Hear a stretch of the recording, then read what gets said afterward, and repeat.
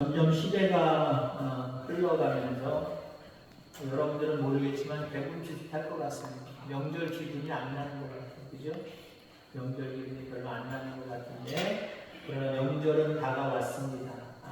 이 명절 한 주간, 또 다음 주간까지 아무 연고 없이 하나님의 은혜 가운데 기쁨이 충만하고 행복하고, 가족들 모였을 때 화목하고 웃음꽃이 피고 귀한 은혜가 넘치는 귀한 명절들 되기를 주의 이름으로 축원합니다.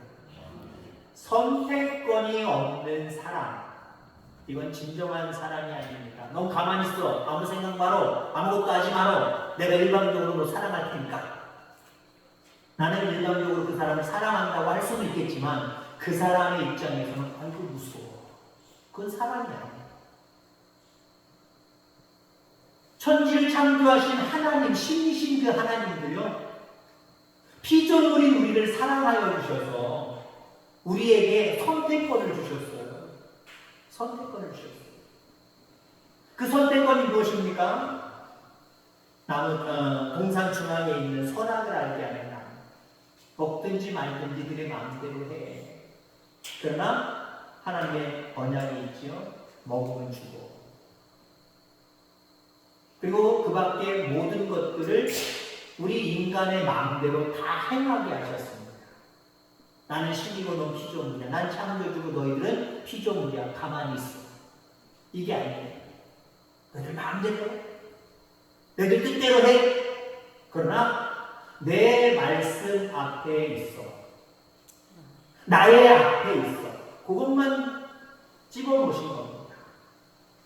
자, 선악과를 먹지 말라라고 왜 그건 왜 그렇게 한 가지만 정해서 그렇게 우리에게 선택권을 주셨을까요? 자, 순종을 통해서 하나님이 나의 주인이십니다를 드러내라는 의미가 있는 거예요. 모든 것을 다 마음대로 하게 하면 특별하게 구별된 어떤 것들이 없기 때문에 너희들이 나의 사람이라는 것을 표시될 수 있는 게 없다는 거예요. 그러니까 모든 것들 마음대로 하는데 이것만 순종하면 너희들이 하나님밖에 없습니다 라고 하는 고백으로 내가 알 거야. 한마디로 이렇게 말씀하고 계시는 겁니다. 그래서 우리 이 땅에 살아가면서 많은 것들을 내 마음대로 하지만 내가 선택한 그것을 통해서 하나님은 나의 주인이십니다. 이걸 드러내는 삶을 살아가야 됩니다. 이렇게 드러내며 살아가는 저와 여러분들 다 되어지기를 주의 이름으로 축원합니다. 자, 그래서 성도가 선택하는 것은 하나님 자유 주셨으니까 내 마음대로야. 이게 되면 안 돼요. 많은 선택권을 주셨지만 우리 성도가 선택할 수 있는 것은 우리 위에 하나님이 계셔. 하나님이 우리의 창조주시고 우리를 생사하고 주관하시는 분이야. 이거 절대 잊으면 안 돼요. 그래서 우리의 선택은 늘 예배가 돼야 돼요. 이게 무슨 말이냐? 예배는요, 하나님 앞에 영광 돌리는 모든 행위를 예배라고 하거든요.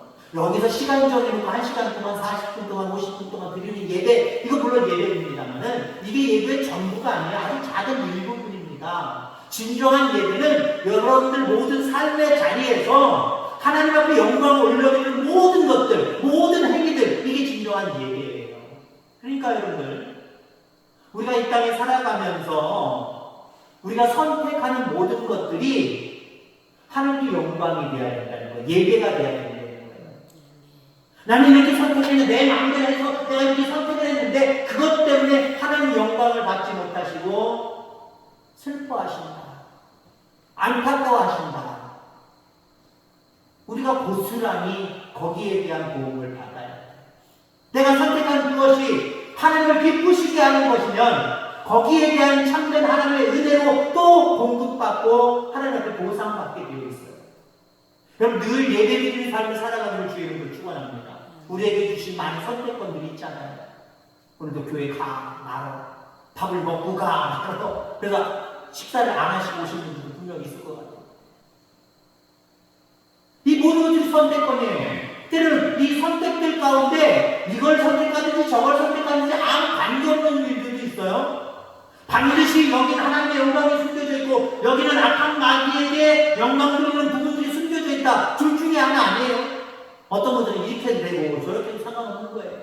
여러분들 식사를 준비하는 우리 권사님들이 이번 주에 뭘 할까? 무슨 음식을 할까? 아무거나 하셔도 돼요. 아무거나. 그죠? 식사 당번이 권사님들이 아무거나 하셔도 돼요. 이거 해도 상관없는 거고 저거 해도 상관없는 거고 귀한 일입니다. 하나님의 영광 받으시는 일이에요. 세상에 그런 일들이 있어요. 하나님의 영광과 전혀 관계없는 두 가지 선택권이 있을 수도 있고요. 하나님께 영광이 되고 하나님께 영광이 되지 않는 일이 있을 수도 있고 이렇게 해도 하나님께 영광 저렇게 해도 하나님 앞에 영광이 되는 일들이 있어요. 중요한 것은 우리의 모든 선택은 하나님께 영광이 되는 예배이어야 된다. 하나님께 영광을 올려드리는 예배가 되어야 될 줄 분명히 믿습니다. 아담과 하와는 그 선악을 알게 하는 나무의 열매를 따먹지 말라고 했는데 따먹음으로 말미암아 하나님께 영광이 되지 못했어요. 하나님 노여워하셨죠. 숨어있는 아담을 향해 아담아 다 뻔히 알고 계시면서도 찾으셨죠. 자, 범죄하기 이전에는요, 아담과 하와는 하나님 중심이었어요. 아, 우리 곁에는 하나님이 계시지. 하나님 우리의 모든 주인이 되시는 분이야. 창조주셔. 이 관계로 살았단 말이에요. 근데 선악을 알게 하는 그 열매를 따먹은 이후부터는 범죄하여 자기 중심이 되어버렸어요. 나 중심이 되어버렸어요. 여러분, 예배는요, 예배의 삶을 살아가는 사람들은요, 나 중심의 삶을 살아가는 사람은 예배 중심의 삶을 살아가는 사람 아니에요. 근데 하나님 중심의 삶을 살아가는 사람은요, 무엇을 하든지 그게 다 하나님 앞에 예배가 됩니다. 모든 것들이 예배가 돼요. 여러분 지금 무화과 나뭇잎으로 무엇을 가리고 있습니까? 부끄러워서 아담과 하와는 나뭇잎으로 자기의 그 드러난 육체의 치부를 가렸잖아요. 죄를 가린 거예요. 죄를 한마디로. 자기들의 죄를 그냥 덮으면 안 보이시겠지, 모르시겠지. 상징적인 의미가 그거예요.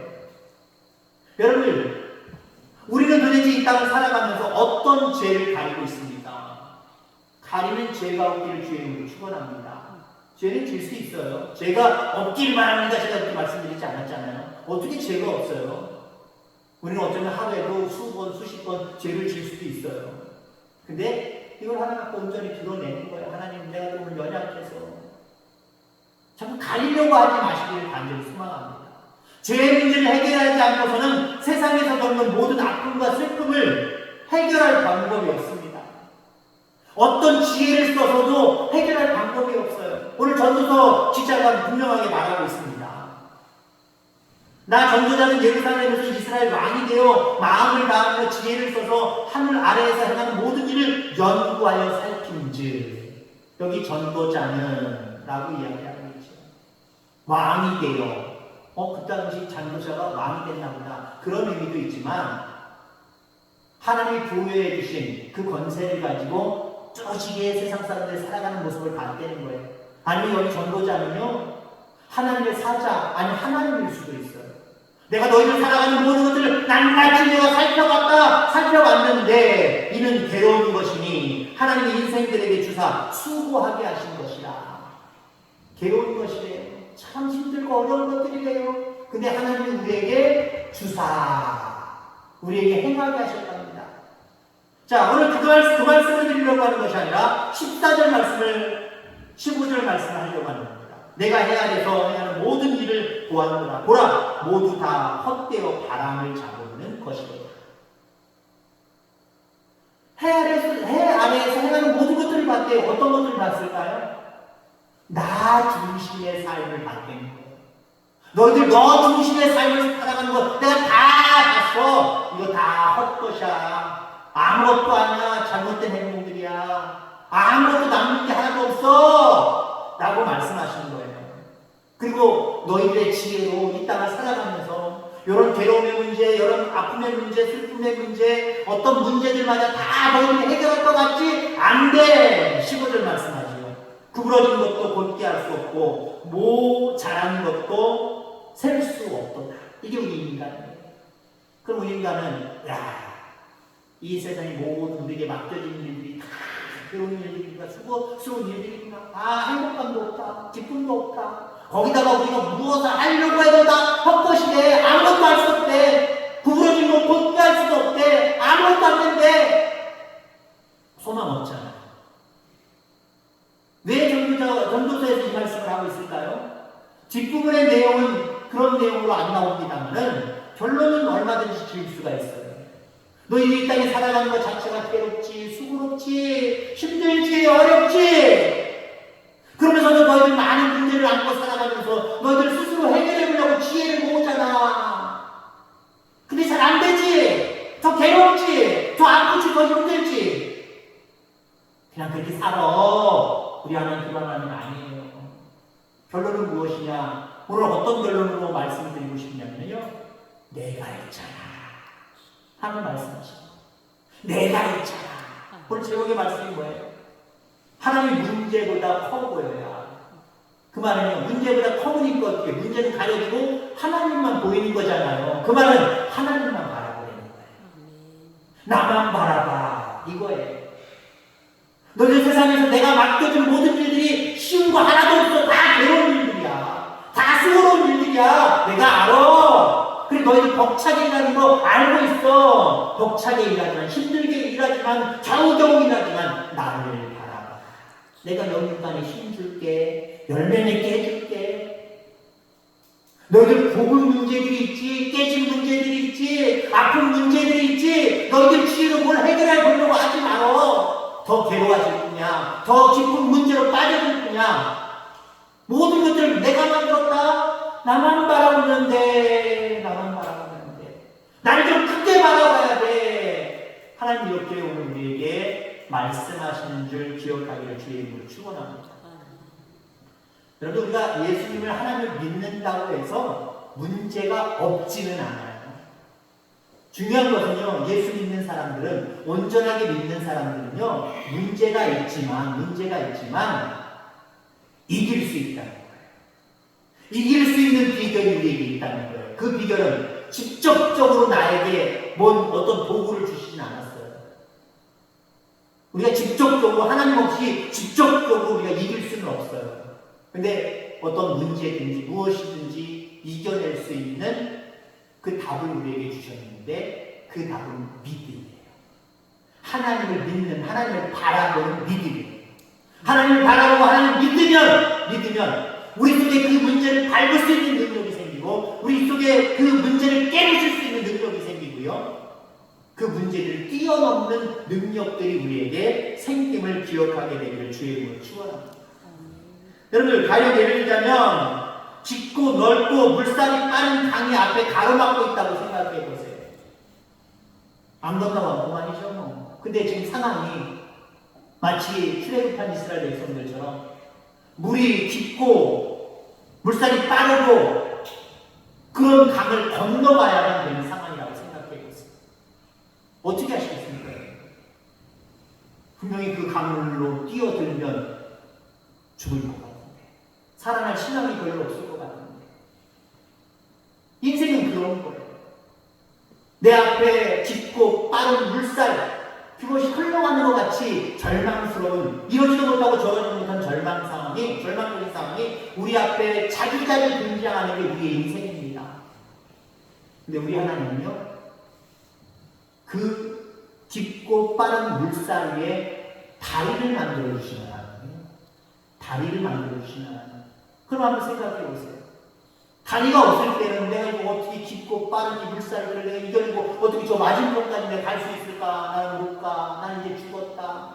나는 내 인생 끝났다. 이제 행복이 없다. 기쁨이 없다. 아무 소망이 없다. 낙심할 수밖에 없다. 근데 아무리 깊고 빠른 물속이 지나간다고 할지라도 거기에 튼튼한 다리가 놓여져 있다고 한다면 오히려 우리는 깊고 빠른 물살들을 구경하면서 여유롭게 건너갈 수 있는 거예요. 믿음은 그런 거예요. 믿음. 우리 앞에 문제는 그대로 있어요. 깊고 빠른 유속을 가지고 있는 그 우리를 유혹하는 문제들은 그대로 있단 말이에요. 근데 믿음이라는 것은요, 그 위에 다리를 하나님이 만들어 주시는 거예요.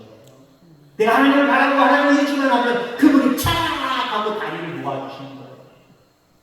문제는 그대로 있는데 문제들을 바라보면서 와, 이런 큰 문제 속에서 하나님 나를 이렇게 건너게 하시는가. 할렐루야, 감사합니다. 자, 오늘 제목을 가지고 결론을 짓고자 합니다. 하나님의 문제보다 커 보여요. 물론 어떤 경우는 문제들이 요만한 것도 있을 거고, 요만한 것도 있을 거고, 이만한 것도 있을 거고, 엄청나게 큰 것도 있을 겁니다. 여러분이 느끼기에, 각자 느끼기에 다를 수 있어요. 저 사람이 당하는 어떤 문제가, 에이, 별것도 아닌데 이 사람은 이렇게 크게 보나 보네. 좀 별것도 아닌데. 그렇게 보는 것도 있고, 야, 저 사람 어떻게 큰일 났는데 엄청나게 큰 문제가 있네. 근데 그 사람은 어디요? 작은 문제를 볼 수 있는 거예요. 뭐가 다릅니까 도대체? 뭐가 다릅니까? 여러분, 운전을 하시는 분들은 알 겁니다. 앞에 무슨 덤프트럭이나 아니면 무슨 뭐 20, 30톤, 30, 40톤짜리 거기 물건 실리고 딱 막혀있는 거, 아니면 버스 뒤에 가실 때 어떻습니까? 자가용이나 여러분들이 보통 타시는 그런 차들 가지고 그런 차 뒤에 서는 걸 원하지는 않으실 거예요. 그래서 법을 어기지 않는 이상 그런 버스나 큰 차들 옆으로 안쪽 차선으로 들어가서 나름대로 훤히 보이는 길을 가려고 하실 겁니다. 이런 경우가 있었어요. 차가 제 앞에 안 가는 거예요.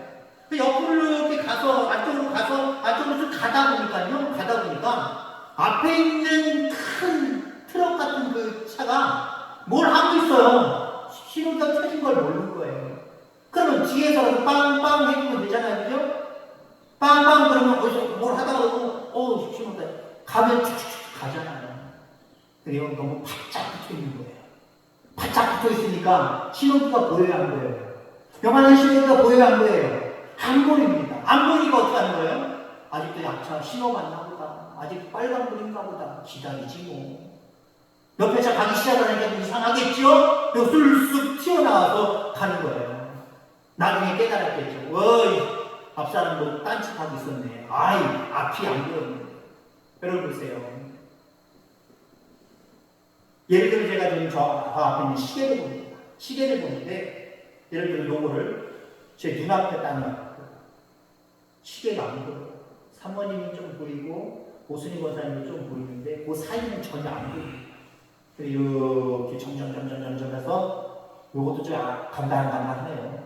요거보다 한 10m, 20m 저 앞에 다닌다고 생각해보세요. 어떨까요? 아니면 시계를 완전히 앞으로 딱 옮겨오면 어떨까요?